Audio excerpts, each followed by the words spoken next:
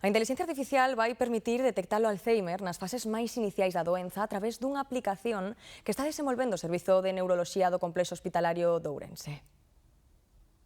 E o tipo de demencia máis habitual está directamente ligada ao envellecemento da poboación. Falamos do Alzheimer. Por riba dos 65 anos o número de casos se incrementase de xeito exponencial. Un diagnóstico precoz é fundamental para acceder a tratamentos que ralenticen a enfermidade.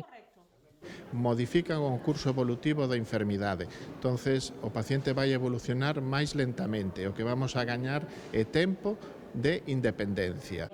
Para axudar a ese diagnóstico precoz nunha poboación especialmente envellecida e dispersa como a de Ourense, o Servizo de Neuroloxía do Chugo está a traballar nun asistente virtual que permita aos médicos da atención primaria detectar esta doenza a través de probas interactivas de memoria.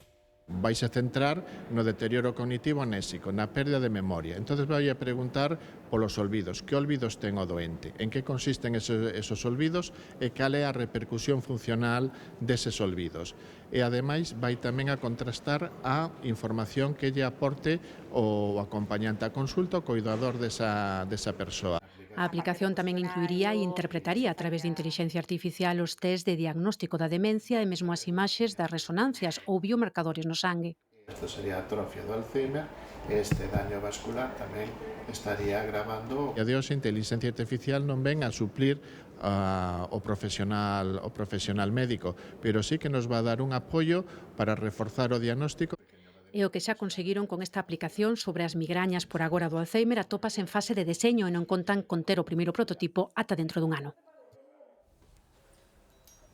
Comezan os trámites para dotar a Galicia dunha nova lei de ciencia e innovación que sustituirá a de 2013.